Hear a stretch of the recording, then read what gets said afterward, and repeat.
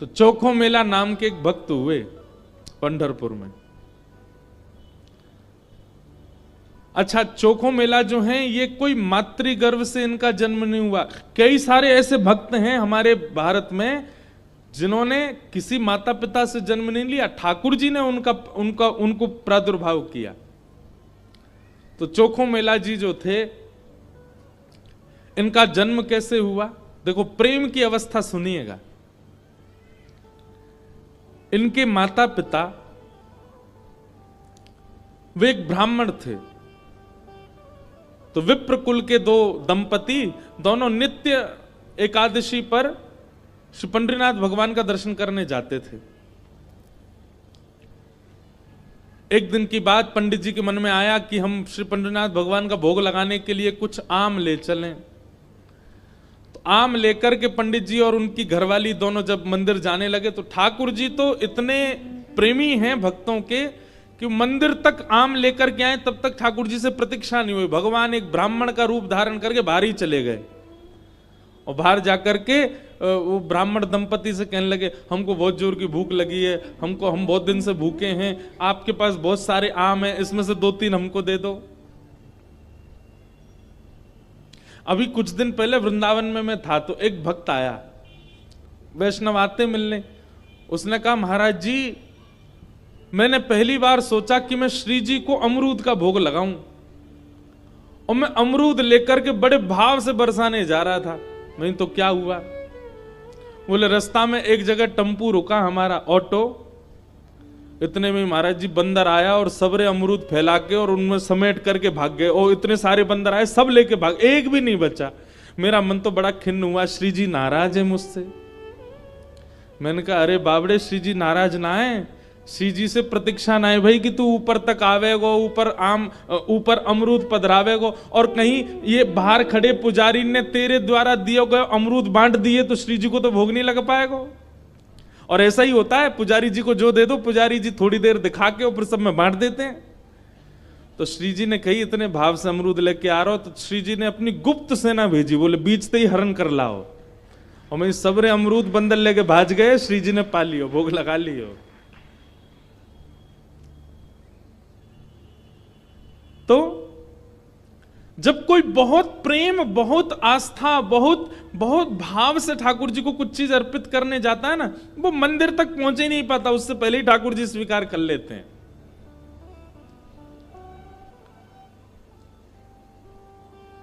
अब कभी ऐसी घटना घटे तो देखना, जबरदस्ती मत करना कि रबड़ी लेके गए और बंदर कोई दिखा रहे हैं दूर से, जे ले जाए तो हम समझेंगे कि हाँ भोग लगेंगे। जबरदस्ती नहीं, अपने आप ऐसी कोई योजना बने तो समझ जाना कि श्री ठाकुर जी ने पा लिया। तो भगवान पहुंच गए और दंपति के पास जाके कहने लगे, बोले हमको आम दे दो, बहुत जोर की भूख लगी है, आप इतने सारे आम लेके जा रहे हो, उनमें से 2-3 ही दे दो। तो विप्र दंपति ने सोचा, कोई बात नहीं, 2-3 आम इनको दे देते हैं, बाकी धो धा के फिर पंडरीनाथ जी का भोग लगा देंगे। लीजिए लीजिए भैया, आप लो पाओ। अब जैसे ही ब्राह्मणी ने आम दिया, और चोखो मेला जी खूब जोर जोर से वो पंडरीनाथ भगवान जिस रूप में आए थे उस रूप में बढ़िया प्रेम से फल पाने लगे। लेकिन वो क्या करते, थोड़ी देर तो आम चूसते, पूरा आम नहीं पाते, थोड़ा सा उसमें छोड़ देते और फिर ब्राह्मणी की गोद में ही डाल देते। एक आम पाया, ये हैं श्री पंडरीनाथ भगवान। अब दर्शन हो गए पूरे, और ये असली चित्र है श्री पंडरीनाथ भगवान का। अब हमको ही देखो, कथा सुन। तो यही ठाकुर जी ब्राह्मण का रूप धारण करके गए, और महाराज आधे आधे आम चौंके और चौंक करके उनकी गोद में डालते जाएं। बेचारे ब्राह्मण देवता एक दूसरे, दंपति एक दूसरे को देखने लगे, बोले कि ये क्या कर रहे हैं? बोले कोई बात नहीं। 2-4 आम पा करके और उच्छिष्ट छोड़ छोड़ करके उनकी गोद में ब्राह्मण तो चले गए। अभी दोनों दंपति सोचने लगे, कोई बात नहीं, 2-3 आम बचे, इनको धो के पंडरीनाथ भगवान का भोग लगा देंगे, और ये जो आम ये हमारी गोद में छोड़ गए, इनको बांध लो, कोई जानवर या कोई जीव मिलेगा उसको दे देंगे। अभी इनमें आम बचे हैं, कोई जीव खा लेगा। जैसे ही दोनों आगे बढ़े तो ब्राह्मण तो थोड़े आगे चले गए, पत्नी धीरे धीरे पीछे आ रही थी। तभी उसको अचानक इतना भार लगने लगा, वो जो उसने झोली सी बनाई थी, इतना भार लगने लगा कि एक तरफ की ओर वस्त्र खिंचने लगा। जैसे उसने देखा मेरी झोली इतनी भारी हो गई, खोल करके देखा तो वहीं एक नन्हा सा बालक था, उसी का नाम पड़ा चोखो मेला। उनका नाम चोखो मेला इसलिए पड़ा क्योंकि भगवान ने आम चौंक करके और गोद में मेल दिया, इसीलिए नाम उनका चोखो मेला। अब इनके कोई माता पिता नहीं है, ये ठाकुर जी ने इनको भेजा है। और ठाकुर जी जिसको भेजते हैं ना, वो निश्चित है कि संसार के भक्तों को पथ दिखाने के लिए भेजते हैं। हमने एक चीज अनुभव की भैया, अधिकतर भक्तों के चरित्रों में देखा गया कि उनका जन्म सामान्य हमारी तरह नहीं हुआ, कुछ ना कुछ अलग होता है। जैसे गोस्वामी तुलसीदास जी महाराज के लिए आता है कि जैसे ही उनका जन्म हुआ, जन्म लेते ही उनके 3200 दांत थे। बालक के दांत होते हैं जन्म लेते ही, तो गोस्वामी जी के दांत थे। और उनके परिवार और गांव के लोगों ने यह सोचा कि ओहो, इसके तो सारे दांत निकल आए, ये अपसगुन बालक है। अपसगुन मान करके उनको थोड़ा किनारे कर दिया। वही गोस्वामी तुलसीदास जी बन गए। सूरदास जी महाराज जन्म से ही अंधे हुए, उनके नेत्र ही नहीं थे। सब भक्त ऐसे नहीं होते, पर अधिकतर भक्तों के साथ कुछ जन्म से ही ऐसी स्थिति होती है कि जिसको संसार के लोग ये समझेंगे ये तो अपसगुन है, ये तो अच्छा नहीं हुआ। ठाकुर जी ने देखो उसके संग कैसा किया। अष्टवक्र जन्म से ही 8 जगह से टेढ़े थे। ऐसी चोखो मेला। अब चोखो मेला को देख करके, उस बालक को देख करके ब्राह्मणी ने मन में विचार किया, अगर मैं इस बालक को लेकर के गई तो सब लोग पूछेंगे ये कैसे जन्मा, मैं सबको क्या उत्तर दूंगी? मेरी बात कोई नहीं मानेगा कि झोली में अपने आप आ गया। और इस भय से कि संसार के लोग क्या कहेंगे, उन्होंने उस बालक को एक सुरक्षित सा वृक्ष था उसके नीचे छोड़ दिया, उसको स्वीकार नहीं किया। तभी कुछ चर्मकार वहां से निकल रहे थे, उनमें से एक की दृष्टि पड़ी और उस रोते हुए बालक को देख करके उन्होंने उसको स्वीकार किया और भगवत प्रसाद मान करके एक चर्मकार परिवार ने चोखो मेला जी का पालन पोषण किया। धीरे धीरे वो बड़े हुए। अब क्योंकि उनके माता पिता चर्मकार परिवार के हैं, इसलिए कई जगह उनको मंदिर में जाने से रोक दिया जाता। पर ठाकुर जी तो किसी की जात पात नहीं देखते ना, ठाकुर जी तो सबसे प्रेम करते हैं। बंधुओं, ये सब हमने बनाया, हम मानवों ने कर दिया है ये सब विभाजन। कई बार ब्राह्मण कुल में जन्म लेने के बाद भी उतनी पवित्रता शुद्धता नहीं होती है, और कई बार इतने श्रेष्ठ कुल में न जन्म लेने के बाद भी बहुत पवित्र होता है मानव। वास्तविकता यह है कि जन्म से हमारी जात पात नहीं होती है, हमारे स्वभाव से होती है, हमारे गुण से होती है, हमारे कर्म से होती है। सब लोग इधर देखो, ध्यान से सुनो। चोखो मेला जी अपने पिता के साथ में खेती बाड़ी करते थे। एक दिन खेती करते करते उनके मन में आया, इतने सुंदर सुंदर फल, इतने सुंदर सुंदर सब्जियां हुई हैं, मैं क्यों ना इन फलों को पंडरीनाथ भगवान का भोग लगाने ले जाऊं। तो उन्होंने क्या किया, एक केले के वृक्ष से खूब सारे केले ले लिए और एक झोला में बांध करके चल दिए। पंढरपुर से 12 किलोमीटर दूर उनका गांव था। जैसे ही पहुंचे पंढरपुर, इतने आनंद में भर गए कि उन्होंने विचार ही नहीं किया। बहुत लोगों ने रोकने का प्रयास किया कि इनको मंदिर में ना घुसने दिया जाए, ये अधिकारी नहीं है, लेकिन वो तो इतने भाव में आ गए कि वो घुसते ही चले गए। और जैसे भीतर पहुंचे महाराज, लोगों ने घेर करके चोखो मेला जी को पीट दिया, बहुत मारा। उनके वस्त्र फाड़ दिए, सिर में चोट लगी, हाथ में चोट लगी, पैरों में चोट लगी, सब जगह इतना जख्म दे दिया।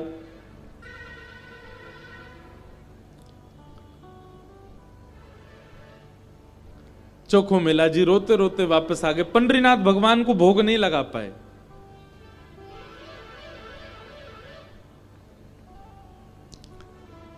शाम का समय चोखो मेला जी अपने सब घावों को, जहां जहां से रक्त निकल रहा था, साफ कर रहे थे और गुस्सा कर रहे थे। बोले अब नहीं आऊंगा आपके पास। बैठ गए हो, ईंट के ऊपर खड़े हो गए हो, इतने सारे अपने आगे जो है धर्म शास्त्र के मर्मज्ञ लगा दिए हैं, वे सब जात पात देख करके दर्शन कराते हैं। खड़े रहो, बने रहो महाराज अपने रूप में, हम तो नहीं आएंगे आपका। अरे कुछ करने थोड़ी आया था, कुछ मांगने थोड़ी आया था, अपने खेत के बढ़िया फल लेकर के आपका भोग लगाने आया था। इतने में ही नील वर्ण के श्याम सुंदर पीतांबरी पहने चलते हुए चोखो मेला के पास प्रत्यक्ष प्रकट होके आ गए। चल करके आए और चोखो मेला के पास आकर के गले में गलवैयां डाल करके बैठ गए। ए चोखा, नाम ही भगवान उसको चोखा बोलते। ए चोखा, तो इतना उदास क्यों हो रहा है? बोले उदास? इतना पिटवाया हमको, हाथ पांव सब तोड़ ताड़ दिए हमारे, और अब मेरे घर आ गए हो, मेरे गले में गलवैयां डाल करके बैठे हो। ये सब लीला क्यों करते हो आप? वहां क्यों नहीं रोका आपने सब पुजारियों को, पंडाओं को, ये सब ब्राह्मणों को? ठाकुर जी बोले देख चोखा, वे सब मुझे पूजते तो हैं, मेरी सेवा तो करते हैं, पर मुझको पाषाण मानते हैं, मुझको मूर्ति ही मानते हैं। और जो मुझे पाषाण मानता है ना, उनके लिए मैं पाषाण ही रहता हूं। उनके लिए ना मैं बोलता हूं, ना मैं हंसता हूं, मैं बस एक टक खड़ा रहता हूं, ना मैं खाता हूं, ना मैं पीता, कुछ नहीं। तू तो मुझे पाषाण नहीं मानता ना, तू तो मुझे साक्षात ठाकुर जी मानता है। इसीलिए तो अपने अपने अपने बगीचे के फल लेकर के मेरे पास आया। वहां बहुसंख्यक पाषाण मानने वाले लोग हैं, इसलिए मैं उनके सामने बोला नहीं। एकांत में जब तू आ गया तो मैं तेरे पास आ गया। चल चोखा, अब तू मुझे अपने आंगन के फल खिला दे। अब देखिए, ना धर्म है, ना अर्थ है, ना काम है, ना मोक्ष है, केवल प्रेम है चोखो मेला के पास। अपने हाथों से सुंदर छिलका उतार उतार करके श्री पंडरीनाथ भगवान को अपने हाथ से खिला रहा है चोखो मेला, जिसके लिए कहीं ना कहीं हम लोग प्रतिबंधित कर देते हैं कि भगवान को सब नहीं छू सकते। वो खुद अपने घर में बैठा करके ठाकुर जी को खिला रहा है और ठाकुर जी पा रहे हैं।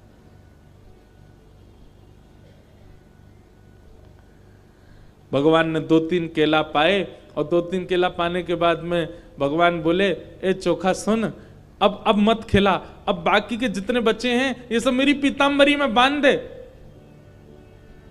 चोखा बोला वहां जाकर के पाओगे, सारे मेरे सामने ही पा लीजिए ना, आप बांध करके क्यों ले जा रहे हो, यहीं प्रेम से पालो।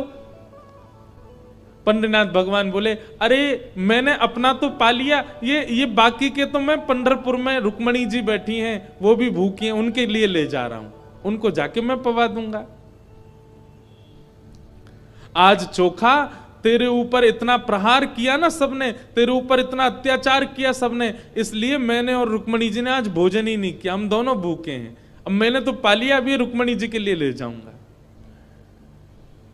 चोखा मेला खूब रोने। अब मैं यहां तो गा नहीं सकता, मुझे आते भी नहीं, मराठी में इतने सुंदर सुंदर पद हैं उनके। भगवान अपनी पीतांबरी में केले बांध करके पंढरपुर आ गए और पंढरपुर में आकर के रुक्मणी जी को पवाया। प्रातः काल ब्रह्म मुहूर्त में जैसे ही कपाट खुले श्री पंडरीनाथ भगवान के, चारों ओर केले के छिलके पड़े हैं और केले के छिलके देख करके सब पंडा पुजारी बोले हम तो कपाट बंद करके गए, ये केला के छिलका यहाँ कैसे पड़े हैं, ये कौन लेके आया? तभी एक उनमें से बोले कल वो आया था ना एक चर्मकार का बालक, वही अपने संग बांध के लेके आया था इतने सारे केले, उसको सुबह तो हमने मार पीट के भगा दिया, निश्चित ही वो कहीं से रात में आ गया है और रात में आकर के सब यहाँ खा करके गया है ठाकुर जी के आगे। उसका उद्देश्य तो गर्भगृह को बेकार करना ही था, इसीलिए ये सब हुआ है, ये उसी ने किया है। और सब पंडा पुजारी नाराज हो गए, अपने हाथ में डंडा ले ले करके कमर कस के सब पहुंच गए चोखो मेला के घर, और वहां पहुंच करके घर से निकाल करके फिर पीटा उनको, फिर मारा। कितनी परीक्षा लेते हैं ठाकुर जी, हम तो नेक आदमी घबरा जाते हैं। चोखो मेला घर में सो रहे थे और घर में जाकर के वहां से घसीट करके उनको मारा सबने। बोले अरे दुष्ट पापी, तुझको मंदिर में नहीं जाने दिया तो रात्रि तू गर्भगृह में घुस गया।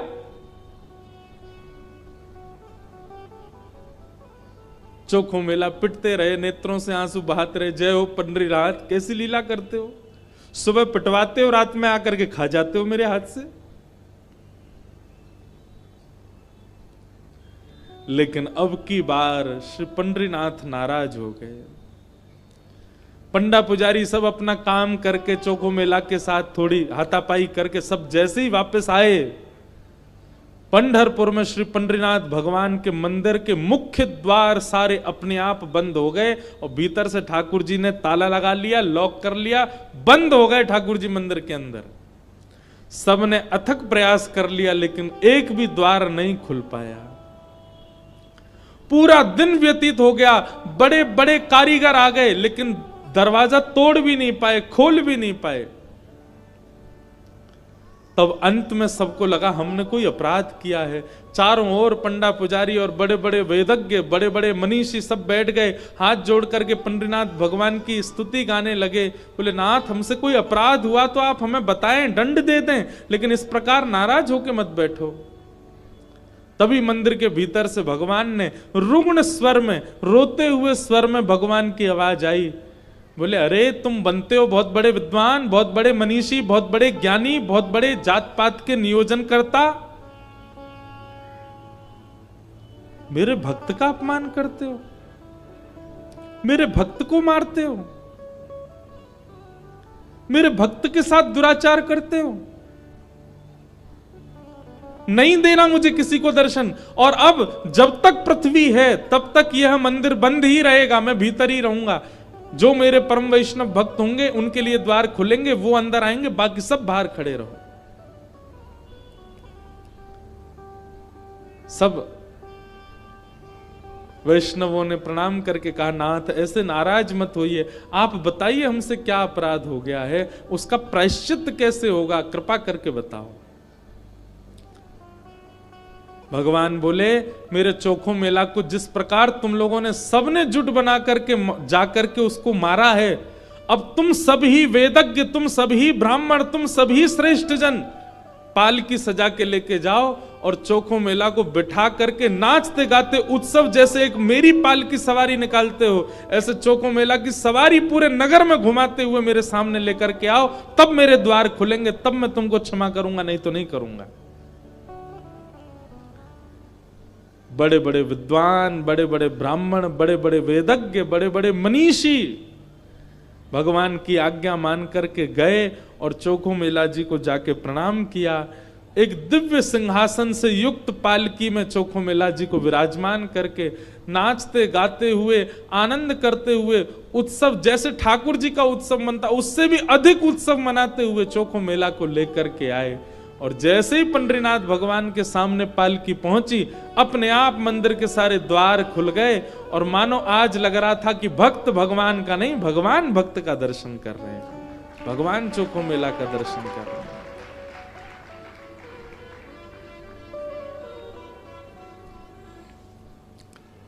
प्रेम बड़ा है, ज्ञान बड़ा नहीं। ज्ञान आवश्यक है,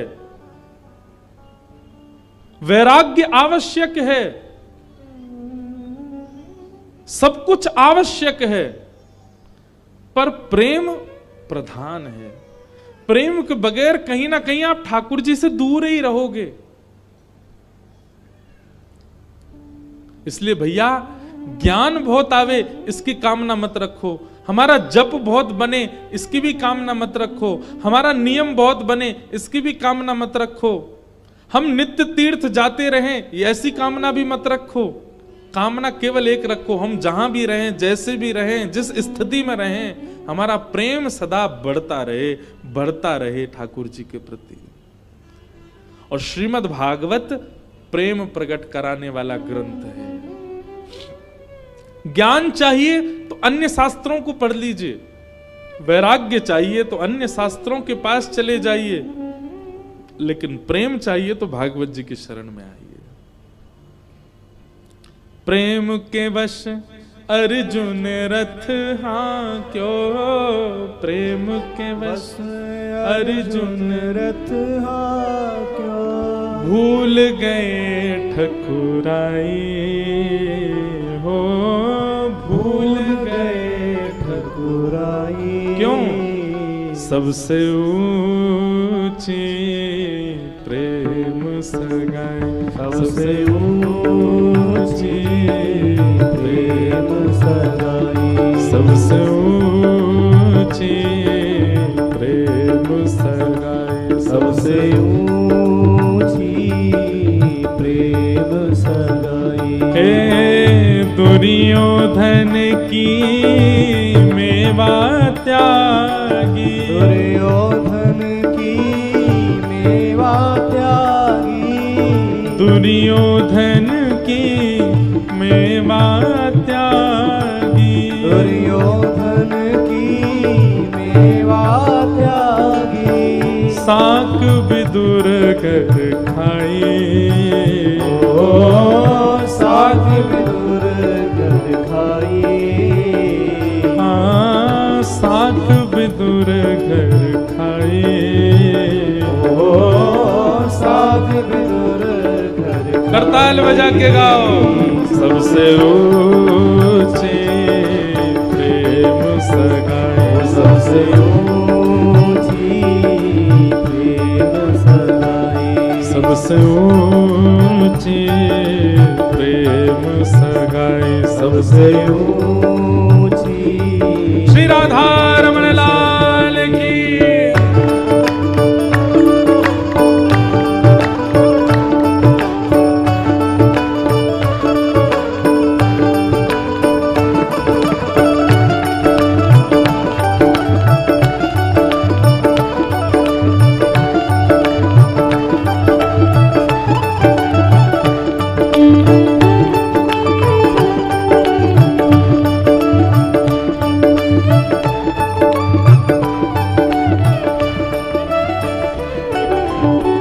ऐसी प्रीत बनी वृंदावन, ऐसी प्रीत बनी वृंदावन, ऐसी प्रीत बढ़ी वृंदावन, ऐसी प्रीत बढ़ी वृंदावन। श्री कृष्ण मर्यादा पुरुषोत्तम नहीं है, श्री कृष्ण ज्ञान प्रधान नहीं है, श्री कृष्ण वैराग्य प्रधान नहीं है, श्री कृष्ण तो प्रेमावतार है।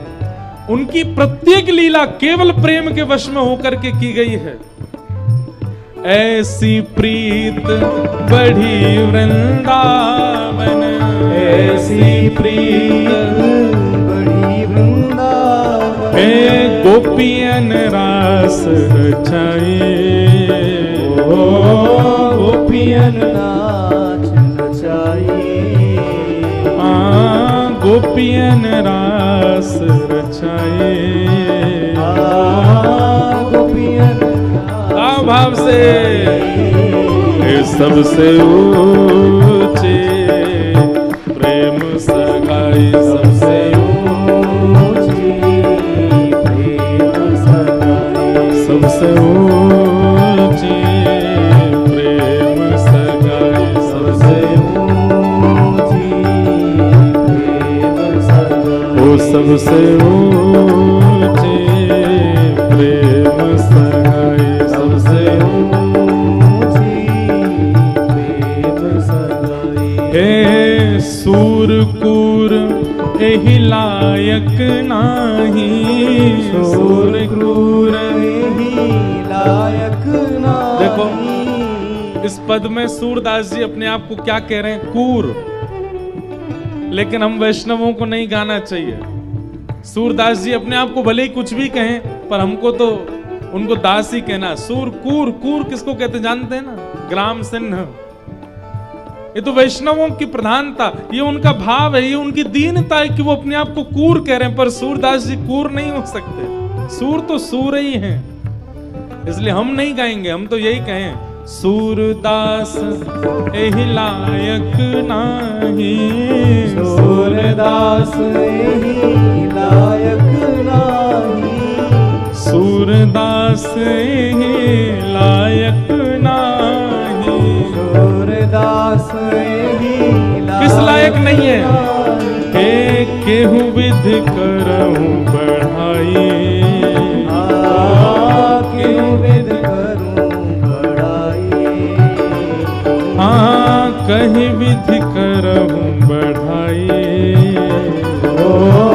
कहीं विधि करूं बढ़ाई, ओ सबसे ऊंची प्रेम सगाई, सबसे ऊंची प्रेम सगाई, हाँ सबसे ऊंची प्रेम सगाई, सबसे ऊंची प्रेम सगाई। हे दुर्योधन की मेवा त्यागी, दुर्योधन की मेवा त्यागी, दुर्योधन की मेवा त्यागी, दुर्योधन की मेवा त्यागी। हे साक विदुर घर खाए, ओ साग विदुर घर खाए, हाँ साक विदुर घर खाए। ओ साग विदुर घर खाए, ओ सबसे ऊंची प्रेम सगाई, सबसे ऊंची प्रेम सगाई। ये राधे राधे गोविंद गोविंद राधे राधे राधे गोविंद गोविंद राधे, हे गोविंद राधे गोपाल राधे, गोविंद राधे गोपाल राधे, गोविंद राधे गोपाल राधे।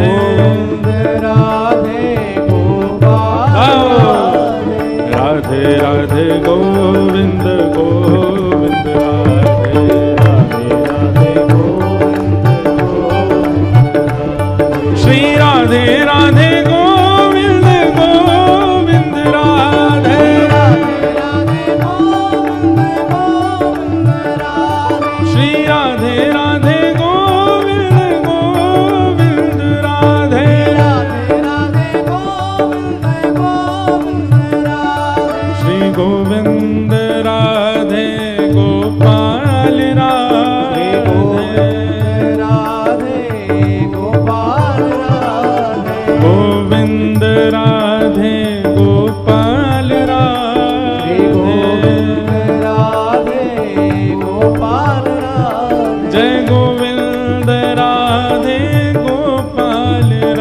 राधे, जय गोविंद राधे गोपाल राधे, जय गोविंद राधे गोपाल राधे। जय गोविंद राधे गोपाल राधे, हे प्यारे राधे राधे गोविंद गोविंद राधे राधे, राधे राधे गोविंद गोविंद राधे, जय राधे राधे गोविंद गोविंद राधे, जय राधे राधे गोविंद गोविंद राधे, श्री राधे राधे गोविंद गोविंद राधे, जय राधे राधे गोविंद गोविंद राधे, प्यारे राधे राधे गोविंद गोविंद राधे, जय राधे राधे गोविंद जय जय श्री राधे।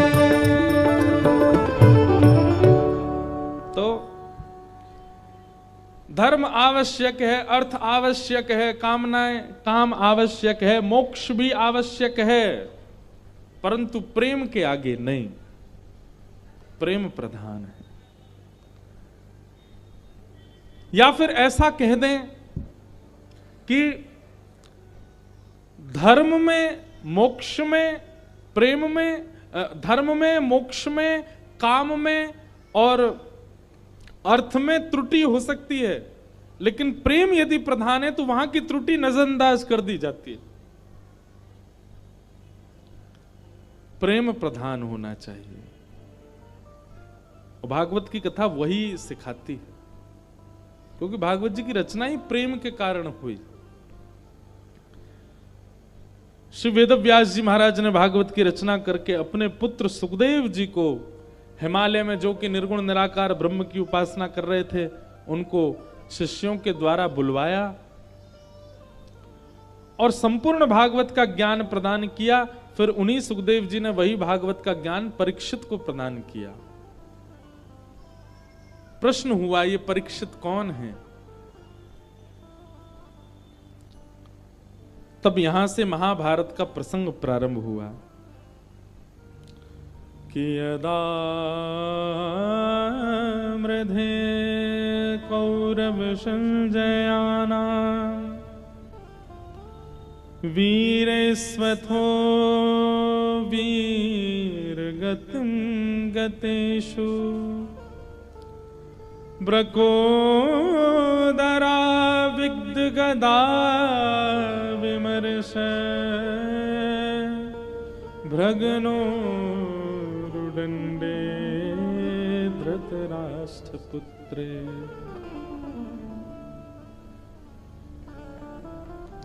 महाभारत का प्रसंग। सब लोग सावधानी से सुनो, इधर देखो।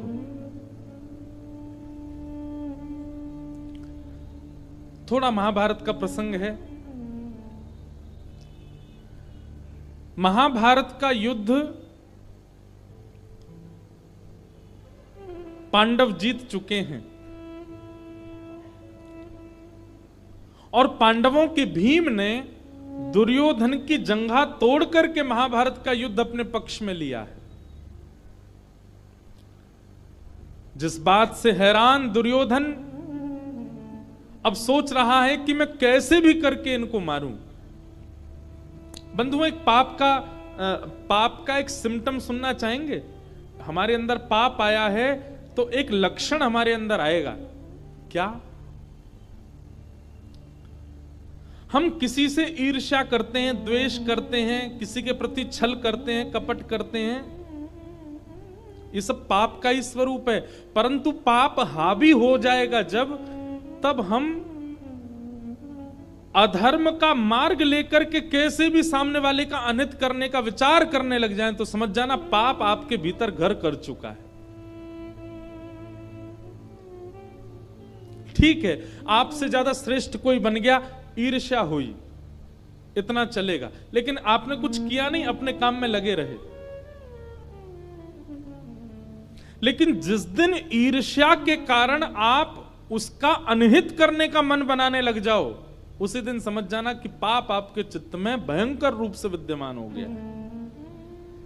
ईर्ष्या हो रही है यहां तक ठीक है, पर ईर्ष्या के कारण आप उसका अनहित करने लग जाओ और उसी की योजनाएं बनाने लग जाओ, ये पाप आपके चित्त में घर करके बैठा है, उसी का परिणाम है।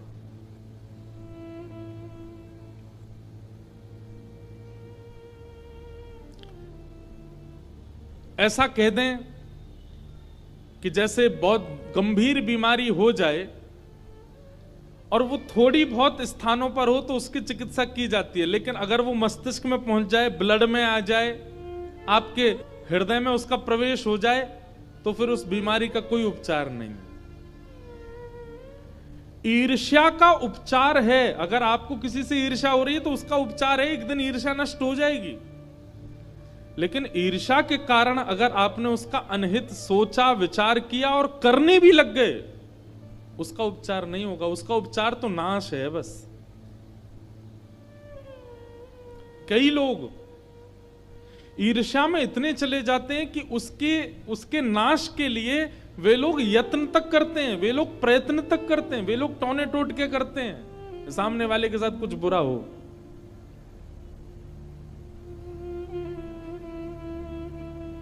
अरे कहां तक कहें, मंदिर भी इसीलिए जाते हैं कि हमारा पड़ोसी आजकल बहुत चौड़ रहा है, बहुत बढ़िया कमा रहा है, खा रहा है, सब बढ़िया चल रहा है, उसके संग कुछ अनहित होना चाहिए, इसलिए मंदिर जा रहे हैं।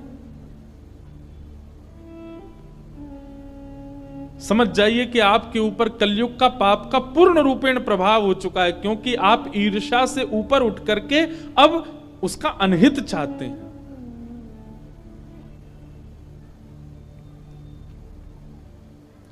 इसलिए किसी के प्रति ईर्ष्या आवे, कथा में आइए, सत्संग में आइए, गुरुजनों के पास आइए, गंगा स्नान कीजिए, यमुना स्नान कीजिए, धीरे धीरे अपने उस ईर्ष्या को नष्ट कीजिए। परंतु अगर ईर्ष्या के कारण आपके चित्त में उसका अनहित चाहने की इच्छा हो रही है, उसके साथ गलत करने की इच्छा हो रही है, आपका नाश होने से कोई नहीं रोक सकता। और वही कर रहा है दुर्योधन।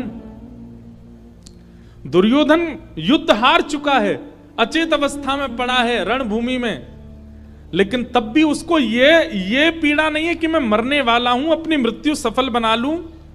अरे मेरे कुछ क्षण बचे हैं, मैं इन क्षणों में कुछ अच्छा कर लूं, हरिनाम संकीर्तन कर लूं, भजन कर लूं, कुछ पुण्य कर लूं। नहीं, वो थोड़े क्षणों जो उसके बचे हैं जीवन के, उनमें भी क्या सोच रहा है कि मैं क्या करूं कि पांडव भी मारे जाएं, मैं पांडवों से बदला लूं।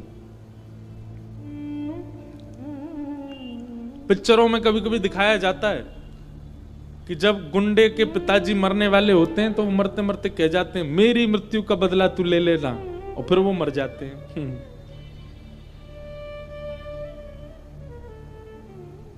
ये पिक्चरों तक अच्छी बात है, पर जीवित अवस्था में ऐसी स्थिति ना आवे। अरे अंतिम श्वास हम कभी कभी देखते हैं, फ्लाइट में हो, कभी कहीं जा तो कभी देखते हैं पिक्चर, उसमें जब ऐसी, तब सोचते हैं अरे यार अंतिम श्वास ले रहा था, कम से कम राम नाम तो बोल जाता, अंतिम श्वास ले रहा था नारायण नारायण ही बोल के चला जाता, उसमें भी बदला लेने की भावना रख के गया। इसलिए भैया कभी विचार में भी अगर आ गया हो आपके कि मुझे उससे बदला लेना है, उसके साथ ऐसा कुछ करना है कि उसका काम खराब हो या जो, समझ जाइए, क्या पता इस कथा के माध्यम से ठाकुर जी आपको कुछ संकेत दिलाना चाहते हैं, ये नाश का कारण बनेगा। संसार में हर व्यक्ति अपना प्रारब्ध भोग रहा है, वो कभी ना कभी कुछ अच्छा करके, भले इस बार वो अच्छा इंसान नहीं है, कभी कुछ उसने अच्छा किया इसलिए वो भोग रहा है, भोगने दीजिए। आप क्यों कुछ ऐसे यत्न करो कि उससे उसका बुरा हो।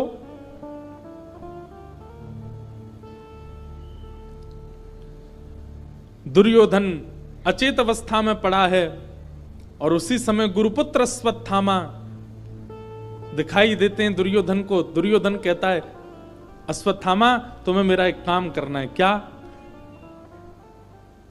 हम रणभूमि में तो पांडवों को नहीं मार पाए, पर अब हमें छल से उनको मारना होगा। हम महाभारत का युद्ध तो हार गए, पर हम यदि हस्तिनापुर की गद्दी पर नहीं बैठे तो ये पांडव भी नहीं बैठने चाहिए। अश्वत्थामा कहने लगा, क्या करना है बताओ। बोले, रणभूमि में तो नहीं मार पाए, सोते हुए इन योद्धाओं को इनके शिविर में जाके मार दो, सोते हुए मार दो। किसी को क्या पता चल रहा, हम भी मारे गए, वो भी मारे गए, हस्तिनापुर की गद्दी पर ना हम बैठेंगे ना वो, कम से कम चैन से मर तो पाएंगे। कितनी विषम स्थिति है कि व्यक्ति को किसी को पीड़ा देने में चैन मिलता है। ये पाप नहीं है तो क्या है? ये कलयुग का महाप्रभाव नहीं है तो क्या है? किसी को पीड़ा में देख करके आपको प्रसन्नता होने लग जाए, किसी को पीड़ा में देख करके आप खुश होते हो, ये महापाप है।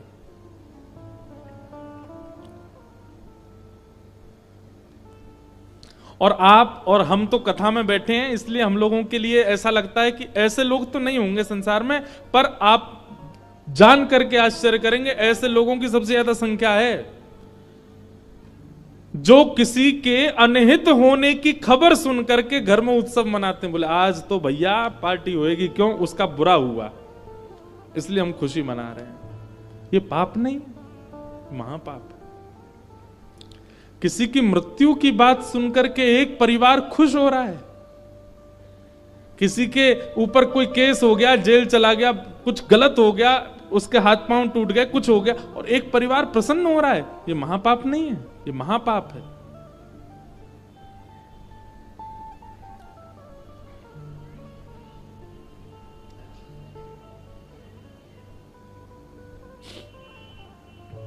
अश्वत्थामा अर्धरात्रि में गए पांडवों को मारने के लिए, लेकिन जिनके रक्षक सुदर्शन चक्रधारी, उनको कौन मार सकता है?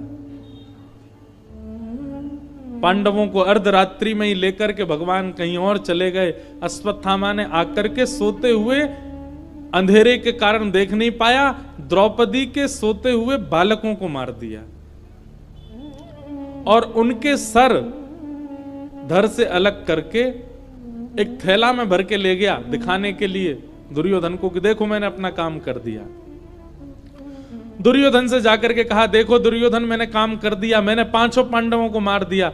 दुर्योधन बोला, मुझे विश्वास नहीं होता। बोले इसीलिए मुझे पता था तुमको विश्वास नहीं होगा, मैं सर लेके आया उनके। दुर्योधन ने प्रकाश करके जैसे ही देखा, अरे मूर्ख, ये पांडव नहीं है, ये द्रौपदी के 5 पुत्र हैं, निर्दोष बालक।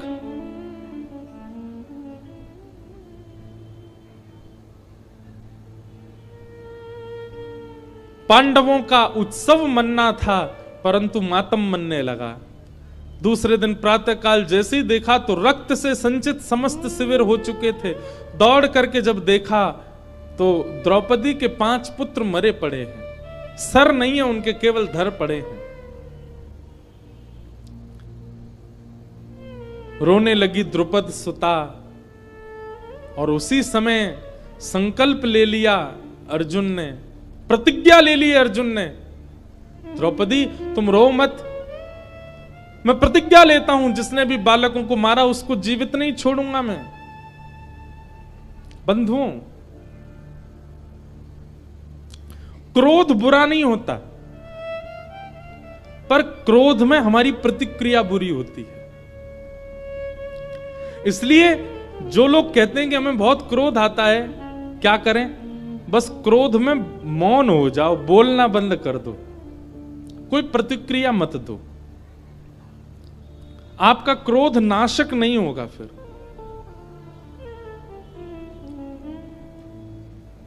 क्रोध आने दीजिए, बस आप क्रोध में बोलना बंद कर दीजिए। कठिन होगा लेकिन फिर भी करो, एक आध बार थोड़ी बहुत आवाज निकलेगी, 2-4 बार प्रैक्टिस करोगे तो फिर अपने आप सीख जाओगे। क्रोध में मौन हो जाओ, बोलो ही मत। चाहे कोई कितना भी छेड़े, कितना भी बुलवावे, कितनी भी कस्में वादे कर दे, फिर भी मत बोलो। जब तक मत बोलो जब तक क्रोध शांत ना हो जाए। धैर्यवान होकर के जब आप बोलेंगे, क्रोध शांत होने पर जब आप बोलेंगे, तो आप नाश नहीं करोगे अपना, कुछ अच्छा ही निकलेगा आपके मुख से। तो क्रोध बुरा नहीं होता, क्रोध में प्रतिक्रियाएं बुरी होती हैं, क्रोध में प्रतिक्रियाएं नाशक होती हैं। और एक बात सुन लीजिए, क्रोध को कम करने का एक ही उपाय है कि क्रोध में प्रतिक्रियाएं करना जैसे आप कम कर दोगे, 1 बार 2 बार 3 बार 5-6 बार में, धीरे धीरे जब प्रतिक्रिया ही नहीं दोगे, धीरे धीरे अपने आप क्रोध कम हो जाएगा। फिर आपके सामने कोई कितना भी कुछ कर दे, आपको क्रोध आएगा ही नहीं, क्योंकि आपने प्रतिक्रियाएं ना दे करके अपने क्रोध में प्रतिक्रिया करने का मतलब क्या है? जलती हुई अग्नि में कपूर डालना, उसको और तेज करना। जब व्यक्ति क्रोध आने पर प्रतिक्रिया देता है तो उसका क्रोध अगली बार और ज्यादा बढ़ जाता है। लेकिन जो व्यक्ति क्रोध आने पर प्रतिक्रिया ही नहीं देता, अग्नि में घी ही नहीं डालोगे, तो धीरे धीरे अग्नि शांत हो जाएगी, धीरे धीरे अग्नि का तेज कम हो जाएगा। ठीक वैसे क्रोध है, कुछ पकड़ लो, कुछ जकड़ लो, हाथ की मुट्ठियां बांध लो, आंख बंद करके ऐसे बैठ जाओ, लेकिन बोलो मत, चाहे कुछ हो जाए। क्रोध में मौन हो रो। बताओ, कोई एक को समझ में आई बात? इतने लोगों में एक ने समझी।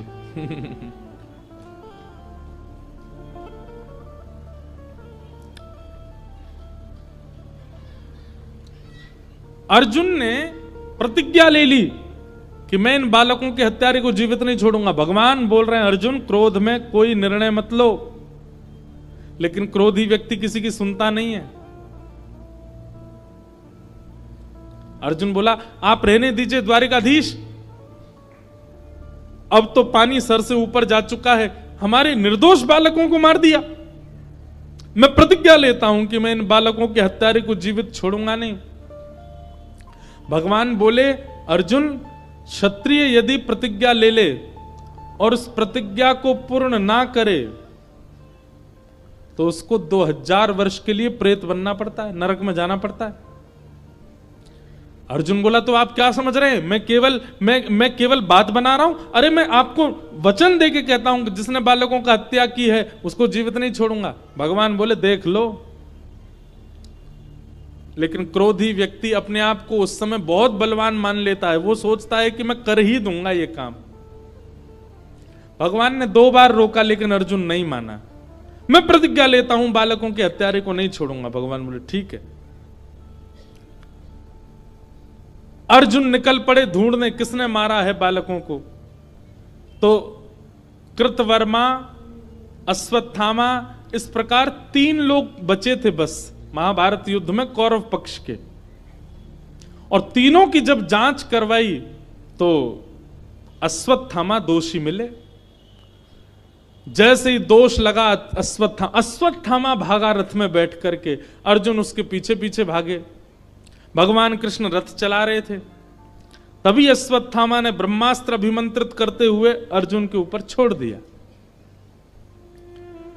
ब्रह्मास्त्र का तेज आ रहा था, अर्जुन का शरीर जल रहा है, चरणों में गिर गया भगवान के, बोले प्रभु मेरी रक्षा करो, ये ब्रह्मास्त्र छोड़ दिया मेरे ऊपर।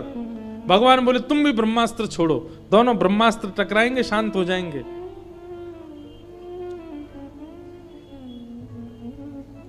अर्जुन ने किसी प्रकार से ब्रह्मास्त्र शांत करके अश्वत्थामा को पकड़ लिया और पकड़ करके उसके हाथ और पैर बांध करके अपने रथ के चक्के से बांध दिया और घसीटते हुए लेके आ रहा है। यहां पांडवों की समस्त सेना और पांडव और द्रौपदी सब रुदन कर रहे थे, तभी किसी ने हल्ला किया अर्जुन बालकों के हत्यारे को पकड़ लाया है। सब देखने के लिए बाहर आ गए, देखें तो सही किसने मारा इन निर्दोष बालकों को। हाथ पैर बंधे हुए अश्वत्थामा के। अश्वत्थामा कौन है? पांडवों के गुरु कृपाचार्य का पुत्र है, यानी कि गुरुपुत्र है। अश्वत्थामा को जैसे ही देखा द्रौपदी ने, तुरंत बोल पड़ी द्रौपदी और क्या कहती है? द्रौपदी कह रही है कि तथा हतम पशुवत पाशबद्ध मवांग मुखम कर्म जुगुप्सितेन निरीक्ष कृष्णापकृतं गुरु सुतम वाम स्वभावा कृपयाननाम च उवाच चास्य हन्तस्य वन्धनानयनं सतिं मुच्यतामेष ब्राह्मणो नितराम गुरु। द्रौपदी बोली अर्जुन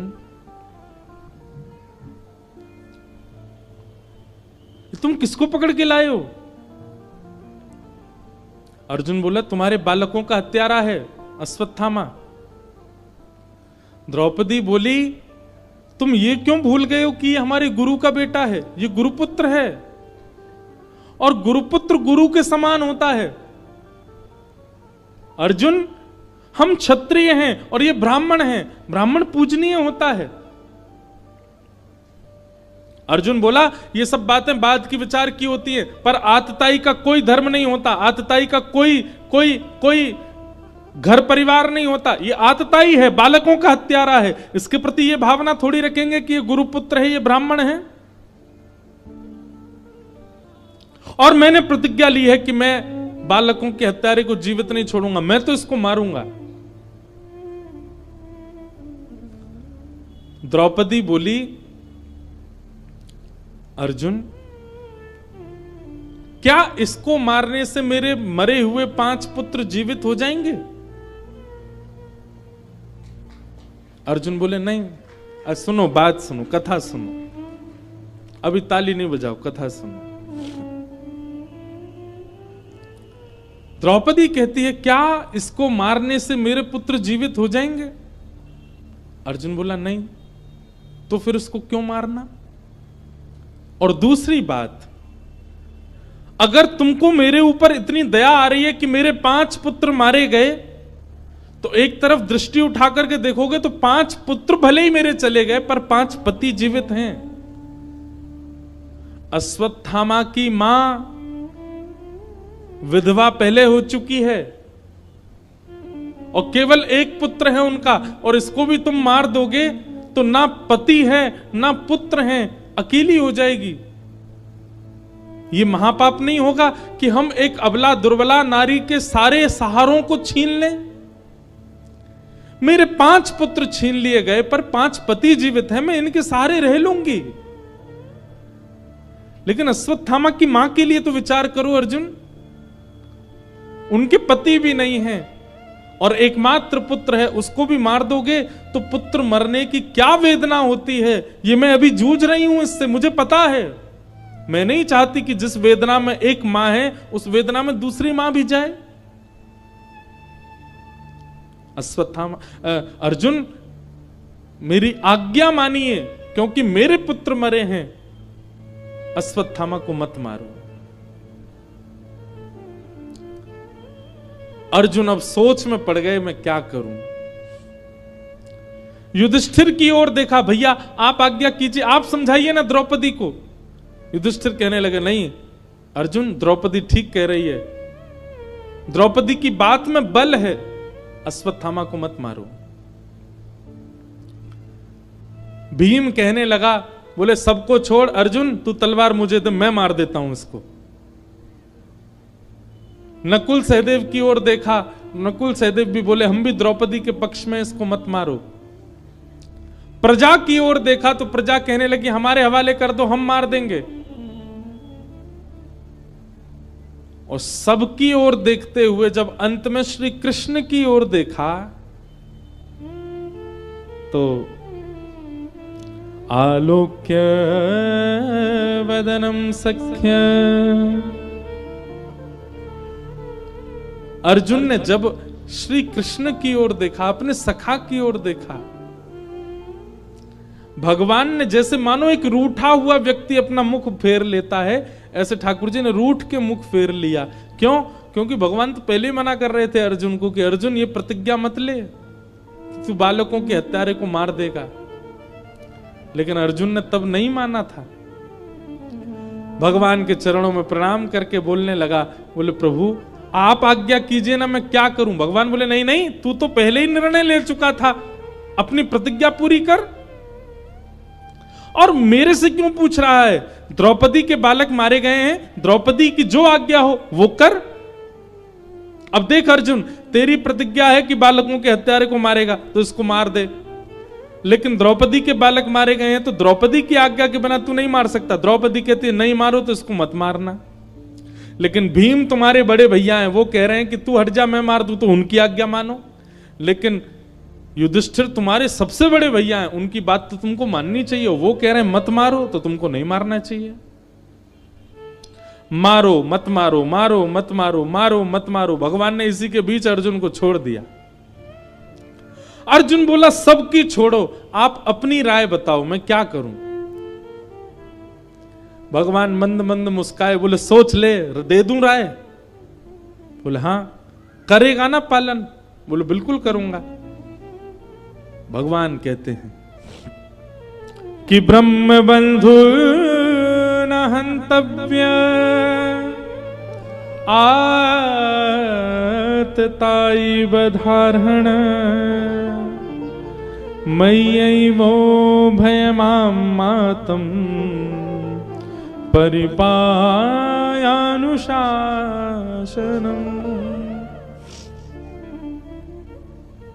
अर्जुन,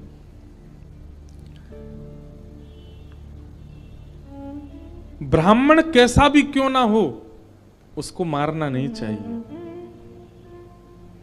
अश्वत्थामा ब्राह्मण है। हमारे शास्त्रों में दो विधान है, एक तो माताएं बहनों के और एक ब्राह्मण को। ऐसा कहा गया कि कितना भी बड़ा दंड करें, कितना भी बड़ा अपराध करें, इनको मृत्यु दंड नहीं मिलना चाहिए। आजीवन कारावास दे दो, जीवन भर के लिए जेल में ही डाल दो, मृत्यु ही जेल में हो, वो ठीक है, पर मृत्यु दंड नहीं देना है, ना तो माताओं को और ना ही ब्राह्मण को। अब किसी ने मुझसे कहा, बोले आप तो ब्राह्मणों का पक्ष लोगे क्योंकि स्वयं ब्राह्मण हो। एक बात हमारी ध्यान से सुनना, ये ब्राह्मणों के कहीं कहीं जो प्रशंसा के प्रसंग आते हैं ना, कि ब्राह्मणों के संग ऐसा नहीं करना, ब्राह्मणों को ये नहीं करना, इसका मतलब क्या है? ठाकुर जी कह रहे हैं बाकी सबको तो उनके कर्म का दंड आप दे दो, लेकिन ब्राह्मण यदि कुछ गलत करेगा तो उसको दंड आप नहीं देना, उसको दंड मैं दूंगा। उसको दंड देने का अधिकार मेरे हाथ में है। और देखो, हम आप सब दंड देंगे तो नेक नेक ही दे देंगे, लेकिन ठाकुर जी जब दंड पानी बनते हैं ना। हमारी कथा हुई थी 1 महीना की नासिक में, 1 महीना कथा की थी। नासिक कथा में हमने दंड पानी भगवान का वर्णन किया। इतना भयावह रूप होता है जब ठाकुर जी दंड पानी बनते हैं। तो ब्राह्मण कोई अपराध करे तो इसका मतलब यह नहीं कि भागवत जी उसको छूट दे रही है कि चलो तुमको मृत्यु दंड नहीं। ब्राह्मण यदि कोई अपराध करेगा और कोई भी अपराध करे उसको दंड यही मिल जाएगा, लेकिन ब्राह्मण जब अपराध करता है तो ठाकुर जी दंड पानी रूप धारण करते हैं और कहते हैं तुझको तो मैं देखूंगा, तू आ मेरे पास। और ब्राह्मण को दंड भगवान देते, इसलिए ब्राह्मण को तो और ज्यादा संभल के क्रिया करनी चाहिए, क्योंकि उसके दंड का अधिकार तो भगवान ने हाथ में ले रखा है। छूट नहीं है ब्राह्मणों को, उनके लिए और कठिन प्रावधान है। तो भगवान कह रहे हैं अर्जुन, ब्राह्मण कैसा भी क्यों ना हो उसको मारना नहीं चाहिए। लेकिन तुरंत भगवान कहते हैं पर अर्जुन, बालकों का हत्यारा कोई भी क्यों ना हो उसको छोड़ना नहीं चाहिए।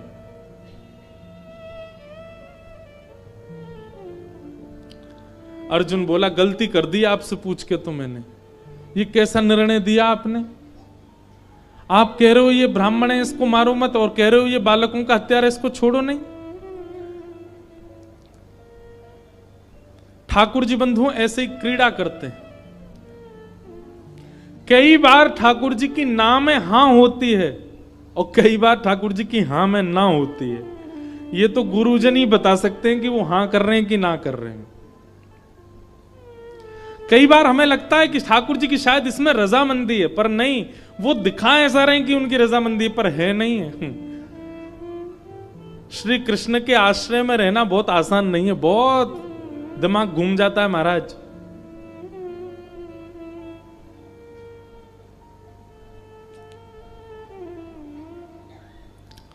हम अपने लाल जी से कभी कभी पर्ची डालते हैं उनके आगे, कोई समस्या हो या कोई उत्तर चाहिए हो, क्या करें क्या ना करें। तो जैसे कई बार होता है कि वहां जाएं कि नहीं जाएं, ठाकुर जी आप बताओ। तो 3 पर्ची डालते हैं, एक में हां, एक में ना, और तीसरी वाली डालते हैं कि ठाकुर जी कह रहे हैं जैसी तेरी मर्जी। ज्यादातर तो वो तीसरी वाली पर्ची उठती है, बोले जैसी तेरी मर्जी, हमसे मत पूछे। इसका मतलब क्या है?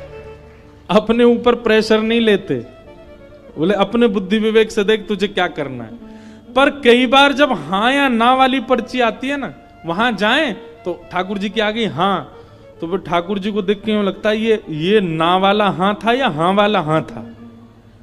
तो उस समय क्या करते हैं, फिर थोड़ी देर कथा का कुछ चिंतन करते हैं, थोड़ी देर कथा के कोई प्रसंग का ध्यान करते हैं, और फिर उस कथा का चिंतन ध्यान करते करते करते अपने आप उसी में ही उत्तर मिल जाता है, हां या ना।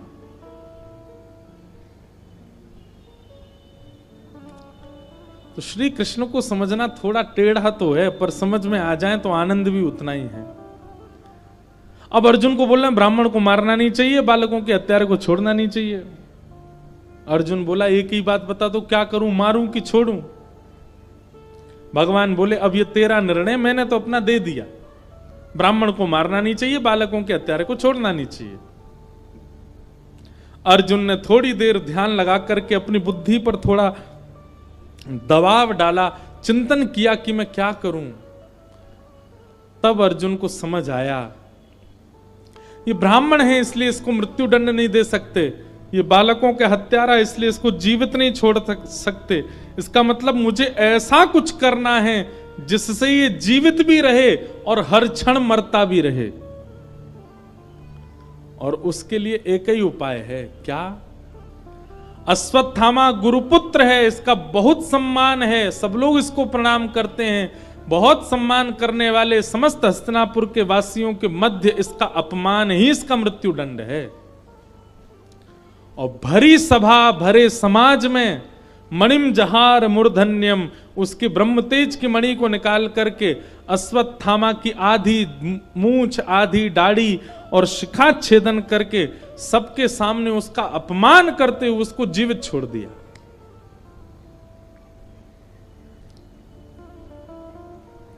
अब ये मृत्यु दंड से भी बड़ा दंड लग गया अश्वत्थामा को। अश्वत्थामा मानो प्रार्थना कर रहा था कि इससे अच्छा तो मार ही देते, जीवित क्यों छोड़ दिया, वो भी अपमान करके। अब तो अश्वत्थामा जहां से भी निकले सब ईंट पत्थर फेंकें, कंकड़ फेंकें, उसको अपशब्द कहें। कोई भी अपने घर में कोई भी उसका मुख देखना नहीं चाहता, सब उसके प्रति हीन भावना रखने लगे। जहां भी अश्वत्थामा पहुंच जाता है सब लोग अपने घरों में चले जाते हैं, छतों से ईंट पत्थर फेंकने लगते हैं। ऐसी अश्वत्थामा की स्थिति कर दी। ये जीते जी मृत्यु के समान हो गया अश्वत्थामा का। आज भी अश्वत्थामा जीवित है, चिरंजीवी है।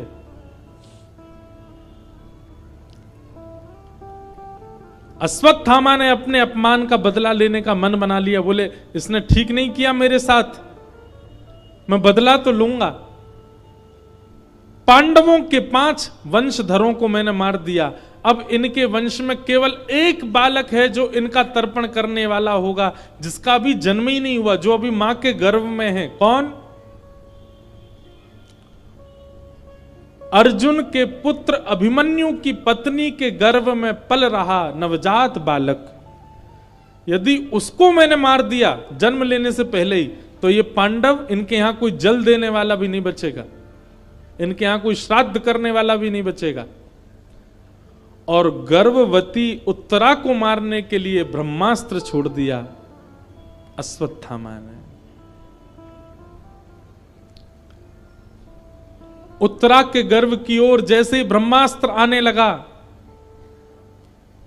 व्याकुल हो गई उत्तरा, दौड़ने लगी द्वार की ओर। तभी देखा कि भगवान श्री कृष्ण रथ में बैठे हैं, चारों तरफ सब पांडव और हस्तिनापुर के वासी भगवान को विदा कर रहे हैं, भगवान द्वारिका को प्रस्थान कर रहे हैं। तभी दोनों भुजा उठा करके उत्तरा दौड़ी दौड़ी गई कि पाही पाही महायोगिल देव देव जगतपते, नान्यम तद भयम पश्ये यत्र मृत्यु परस्परम। दौड़ी दौड़ी गई उत्तरा और भगवान के चरणों में प्रणाम करने लगी। हे जगतपति, आप मेरी रक्षा करो, आप ही मेरी लाज बचा सकते हैं नाथ। उत्तरा को दोनों भुजा उठा के दौड़ते आते देख भगवान ने अपना रथ रोक दिया। तुरंत भगवान ने मनस्थिति पहचान ली, अरे अश्वत्थामा ने इसके ऊपर ब्रह्मास्त्र छोड़ दिया इसके बालक को मारने के लिए। भगवान एक रूप से बाहर खड़े हैं, दूसरे रूप से अंगुष्ठ मात्र रूप धारण करके उत्तरा के गर्भ में प्रवेश किया और अपनी चक्रा नाम की गदा को इतनी द्रुत गति से घुमाया, आकाश में ही ब्रह्मास्त्र नष्ट हो गया और उस बालक की रक्षा हो गई। नहीं मार पाया अश्वत्थामा। बंधुओं, महानता ये नहीं कि ठाकुर जी ने उत्तरा के गर्भ में प्रवेश करके बालक की रक्षा की। महानता ये थी कि जैसे आप सबने अभी ताली बजाई ना, ऐसी पांडवों ने भी ताली बजाई थी जब आकाश में ब्रह्मास्त्र नष्ट हो गया और सब जय जयकार करने लगे, द्वारिकाधीश की जय, कृष्ण कन्हैया लाल की जय, हमारे नटवर गोपाल की जय, अरे हमारे लाला ने आज उत्तरा के गर्भ के बालक को बचा लिया। महानता ये थी कि ठाकुर जी पांडवों को शांत करते हुए कहने लगे, अरे तुम पागल हो, मेरी जय जयकार क्यों कर रहे हो? सब कहने लगे, आपने उत्तरा के बालक को बचाया। बोले, मैं तो तुम्हारे सामने खड़ा हूं, मैं तो हिला भी नहीं यहां से, मैंने कैसे बचा लिया? पांडव बोले, तो फिर कैसे बचा? बोले, मैंने नहीं बचाया, उत्तरा के धर्म ने, उत्तरा के नियम ने, उत्तरा के पाठ पूजा ने, उत्तरा के पातिव्रत ने, उत्तरा के नियम धर्म ने उसकी रक्षा की है, मैंने उसकी रक्षा नहीं की। मतलब रक्षा करते तो ठाकुर जी हैं, पर श्रेय आपको ही दे देते हैं। अरे पहाड़ों पे गाड़ी चला रहा था मैं, आगे से ट्रक आया और मैंने ऐसे करके बचा ली गाड़ी। उस समय ठाकुर जी हंसते हैं, हाँ यही बच के आया वहां से। जबकि वो बल हमारा नहीं होता है, ठाकुर जी का ही होता है। ठाकुर जी कृपा करते हैं। महाराज जी, कोरोना काल में सारे डॉक्टरों ने मना कर दिया था और मेरी तो सांस फूलने लग गई थी, लेकिन मैंने अपना साहस नहीं तोड़ा, अपना विश्वास नहीं तोड़ा। देखिए आज आपके सामने बैठा हूं। उस समय हंसी आती, अच्छा ठाकुर जी सोच रहे होंगे, देखो अपने आप ही बच गया बेचारा। वास्तव में क्रिया सब ठाकुर जी करते हैं और श्रेय हम अपना ले लेते हैं कि हमने ऐसा किया और हम बच गए। आप लोग भी यदि कहते हैं आपकी कथा सुनकर के हमारे चित्त में भक्ति आ गई और मैं कहने लग जाऊं हाँ मेरी कथा से भक्ति आई, तो ठाकुर जी मुझ पे भी हंसते होंगे, वाह तेरी कथा से बदल रहे हैं लोग। वास्तव में ठाकुर जी की कृपा ना हो, उनकी इच्छा ना हो तो कोई परिवर्तन नहीं हो सकता।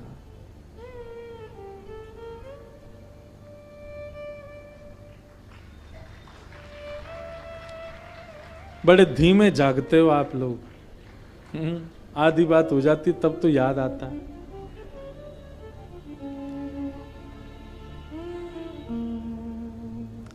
इसीलिए भगवान का एक नाम बताया गया, क्या?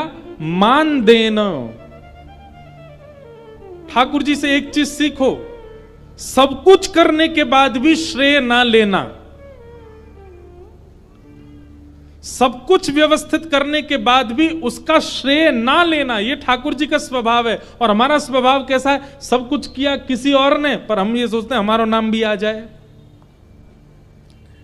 कई जगह अखबारों में नाम आता है, फलाने शहर में भागवत जी की कथा हुई और मंच पर आरती करने के लिए ये लोग सम्मिलित थे। मंच पे तो 4 ही लोग थे, लेकिन नाम 20 का आता, बाकियों ने पैसा देके नाम डलवाया होता, हमारा भी दे दो यार, उसमें हमारा भी नाम आ जाएगा। सब कुछ न करने के बाद भी हम श्रेय चाहते हैं, और ठाकुर जी कैसे? सब कुछ करने के बाद भी श्रेय की इच्छा नहीं रखते, दूसरों को देते हैं। मैं कथा सुना रहा हूं उनकी कृपा से, आप सुन रहे हो उनकी कृपा से, पर हम दोनों ही अभिमान अपने ऊपर करेंगे। मैं इसलिए करूंगा मैंने कथा सुनाई, और आप इसलिए करोगे हमने पूरी कथा सुनी, एक शब्द भी नहीं छोड़ा। ठाकुर जी उस समय हंसेंगे, वाह हम तो कुछ है ही नहीं, हमारी कृपा तो कुछ है ही नहीं, सब ये अपने आप ही कर रहे हैं, दुनिया चला रहे हैं अपने आप ही।